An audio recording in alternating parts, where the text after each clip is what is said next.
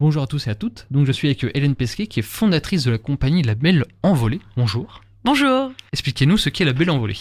Alors La Belle Envolée, c'est une compagnie de théâtre et de contes qui a été fondée ici au Havre en juin 2021. Et l'idée, c'est bien de faire se rencontrer les pratiques artistiques pour servir la question du théâtre et la question du conte. Donc en fait, on est plusieurs artistes d'horizons différents qui travaillons sur des spectacles. Et du coup, on peut aussi bien avoir, bien sûr, le théâtre et le conte, mais aussi de la musique, du cirque. J'aimerais bien aussi bientôt de la danse qui permettent d'apporter quelque chose d'un peu insolite et d'un peu original à nos créations. Pourquoi ce nom particulier de La Belle Envolée ? Alors c'est une histoire un petit peu longue, mais c'est parce que c'était l'idée de l'envolée lyrique un peu, de cette envolée vers autre chose. C'était un moment aussi de ma vie où j'avais envie d'aller ailleurs, vers autre chose. Donc La Belle Envolée, j'ai trouvé ça plutôt poétique et ça alliait l'envolée vers l'imagination. Vous êtes fondatrice, mais est-ce qu'il y a d'autres membres bien dans la compagnie ? Oui, tout à fait. Alors il y a le bureau de l'association, bien sûr. Il y a des adhérents qui participent activement aussi à la vie de la compagnie.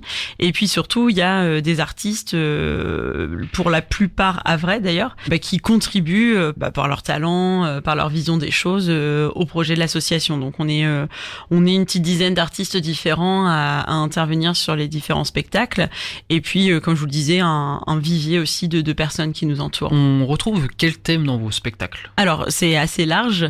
Ça dépend déjà si on parle des spectacles de contes ou des spectacles plutôt de théâtre, en sachant qu'on est plutôt sur du théâtre de rue, nous, à La Belle Envolée. Du coup, en ce qui concerne les contes, on est beaucoup sur des spectacles soit merveilleux, ou alors des thématiques plutôt culturelles, c'est-à-dire qu'on a par exemple des contes du Japon. L'idée, c'était vraiment de faire découvrir aux petits, mais aussi aux grands, parce que c'est vrai que le conte plaît à tout le monde au final, mais de faire découvrir un genre littéraire qui a des facettes multiples. Sur les contes, on est vraiment sur quelque chose de très diversifié. Et sur les spectacles d'art de rue, on se base souvent sur l'histoire des lieux dans lesquels on intervient, et notamment sur les questions patrimoniales. Par exemple, si vous avez une ville médiévale, on peut nous appeler, et puis du coup, on fait un spectacle sur l'histoire de la ville. Enfin, c'est un exemple parmi d'autres, mais il y avait cette idée aussi. Qu'on retrouve un peu tout type de public, donc que ça du jeune ou du moins jeune. Est-ce que ce sont essentiellement des spectacles, on va dire, drôles, en majorité? Oui, il y a souvent cette question d'humour qui revient, aussi bien dans les spectacles de contes que dans les spectacles d'art de rue. Je vous disais qu'on était plus sur de l'art de la rue, mais on est en train de créer aussi en ce moment un spectacle pour les salles de théâtre. Et c'est vrai qu'à chaque fois, il y a cette question humoristique. On trouve que le rire, en fait, permet une interaction avec le public et puis c'est ce qu'on aime faire. Donc il y a toujours ce petit aspect-là, en effet. Vous dites spectacle de conte. Qu'est-ce qu'un spectacle de conte ? C'est une bonne question, ça. Un spectacle de contes se base soit sur des contes qui ont été écrits par la compagnie. Donc la plupart en fait des contes qui sont écrits par moi en fait finalement. Mais je collabore souvent avec différents comédiens. Par exemple, on a un conte qui s'appelle Le Chevalier qui savait pas compter, qui a été proposé sur certaines communes autour du Havre, qu'on a écrit à deux. Avec Emmanuel Ingveller. C'est des contes pour le coup qui viennent un petit peu de notre tête et qu'on va mettre en scène avec des accessoires, avec des costumes et tout ça. Et puis en parallèle, on a les autres contes qui sont des contes qui sont déjà écrits, qui viennent de la tradition orale, qu'on s'occupe de réécrire quand même, parce que parfois ils sont un petit peu compliqués, ou alors c'est des langues qui sont un peu difficiles à raconter en fait. Et donc à ce moment-là, du coup on les réécrit et puis avec l'oralité en fait, on va les présenter au public, surtout le jeune public, avec cette idée de les faire participer à l'histoire, donc les faire monter sur scène, soit dans un décor avec des costumes. Enfin, l'idée est vraiment de mettre en scène l'histoire pour que tout le monde puisse s'y plonger vraiment en fait. Dans vos spectacles, vous ne faites pas que compter, il y a aussi tout ce qui est le bruit, la mise en scène, les costumes. Est-ce que c'est aussi la compagnie qui s'occupe de ça ? Oui, tout à fait. En fait, on essaie vraiment de mener les projets de A à Z. C'est pour ça qu'on est plusieurs et que c'est intéressant d'avoir différents regards d'artistes par rapport à ça. Donc, on part du texte et puis ensuite, comme vous le disiez tout de suite, on réfléchit à une mise en scène. Est-ce qu'on met un décor ? Pas forcément. Des fois, c'est vrai que c'est intéressant d'en avoir un. Et puis, les costumes aussi sont réfléchis par nous. Alors, on fait assez peu créer de costumes pour les spectacles. Très souvent, on chine, on cherche des choses existantes parce que l'idée de La Belle Envolée, c'est aussi de participer à une démarche un peu responsable, de se dire on va réutiliser des choses qui existent déjà. Même dans les décors, souvent on utilise des bois qui viennent d'ailleurs. Même des fois, je vous le cache pas, hein, c'est des planches qu'on aura récupérées au gré d'une rue. On se dit mais attends, ça peut faire un super paravent et tout ça. Donc c'est des choses qu'on réutilise, qu'on recycle. Et puis vous parlez de bruitage, c'est là aussi où c'est intéressant d'avoir des bruitages, d'avoir de la musique qui permettent de soutenir toute la création. Des spectacles qui sont déjà tout prêts, mais aussi des spectacles sur mesure. Quels organismes peuvent vous commander un spectacle? Alors c'est très varié en vérité, ça peut aller de la collectivité type mairie, office de tourisme aussi, à des structures privées comme des boîtes d'événementiel en fait. Donc tout le monde peut nous... Demain, si vous me demandez de vous créer un spectacle, je peux on peut répondre à votre demande. Donc c'est très varié, mais c'est vrai que c'est souvent quand même les mairies, les bibliothèques, et puis comme je vous le disais, les offices de tourisme ou les musées aussi, les musées et les sites patrimoniaux. Est-ce que vous avez des créations de spectacles en cours? Oui, tout à fait. Je vous parlais tout à l'heure du chevalier qui savait pas compter. Et bien en fait, on a décidé de reprendre ce texte, donc toujours avec Emmanuel Ingveller. Tous les deux, en fait, on travaille en duo sur ce projet-là, et on est en train vraiment de le monter pour la scène. Donc à l'origine, c'est une petite forme qu'on peut proposer, au gré des rues, des cours d'école et tout ça. Et là, on a décidé vraiment de pouvoir retravailler sur l'écriture et sur la mise en scène. On a ce spectacle qui est un gros projet qui nous tient à cœur. Vous avez parlé donc un peu des territoires et des lieux que vous avez déjà fait pour les spectacles, donc Montivilliers, Harfleur, Le Havre. Est-ce qu'il y a d'autres lieux en dehors du Havre où vous vous rendez pour faire des spectacles? Oui, tout à fait. On intervient un peu partout en Normandie, en fait. Beaucoup à Caen aussi.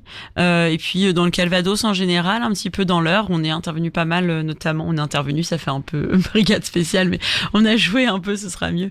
À Ponteau-de-Mer, le long de la Rille, qui est une des rivières principales de l'Eure. Donc oui, on intervient un peu partout en Normandie. Est-ce qu'il y a un lieu en particulier, une représentation qui vous a marqué? On a joué un spectacle sur Guillaume le Conquérant, et c'était à l'abbaye aux Dames de Caen.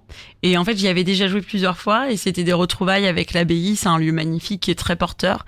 Et c'est vrai que ça m'avait vraiment transporté, surtout après le Covid où ça avait été compliqué et tout ça. Je dirais que c'est celle-ci. Vous avez déjà fait plusieurs spectacles dans différents endroits, comme par exemple le Havre au jardin japonais. Comment on fait pour capter l'attention des différents publics dans ces différents endroits? C'est vrai que c'est pas toujours évident parce qu'on peut avoir un public plutôt touriste des fois. Etretat, par exemple, parfois on a des enfants qui sont très jeunes aussi. Ça peut être des publics de crèche. C'est vrai que c'est pas toujours évident, mais en fait, avec l'humour dont on parlait tout à l'heure, et puis cette question vraiment d'interaction et d'échange avec le public, on parvient toujours à créer une relation avec eux. Et puis c'est vrai que dès lors où on est deux artistes, c'est pas toujours le cas, hein. Des fois, par exemple, je suis toute seule et tout ça, mais dès lors qu'on est 2 ou 3 ou 4 ou 5 artistes, en même temps, ça crée aussi un bouillonnement qui fait qu'on arrive à capter ces auditoires-là, en fait. C'est vraiment cette question de petit bouillonnement qu'on arrive à mettre au point. Par exemple, on était à Harfleur pour des contes avec Gilles Adam, qui est un musicien. On avait vraiment des petites têtes blondes qui avaient 3 ans, jusqu'à des enfants qui étaient un peu plus âgés, même leurs parents. Et en fait, c'est vrai que ça se fait naturellement parce que du coup, le travail de la musique, le fait que je raconte sur la musique et cet échange avec Gilles et tout ça, permet au final d'avoir une attention qui est captée. Et puis c'est parti comme ça. Une fois qu'on les a captés, on peut y aller à fond, quoi. Selon vous, qu'apporte le théâtre aux personnes qui pratiquent cet art et à ceux qui vont bien juste s'asseoir pour vous écouter? Ça, c'est une bonne question. Nous, je pense que ça nous apporte beaucoup de plaisir déjà, et puis aussi de sens. Enfin, ça apporte beaucoup de sens à ce qu'on fait. Moi, à l'origine, je suis médiatrice culturelle et du patrimoine. Et puis petit à petit, je suis devenue comédienne parce que je trouvais que le théâtre permettait d'accéder plus facilement à des questions un peu compliquées. Ça donnait de la vie, en fait, tout simplement. Donc ça, le théâtre, en tout cas, je parle pour moi, hein, mais je trouve apporte une vie qui est intéressante.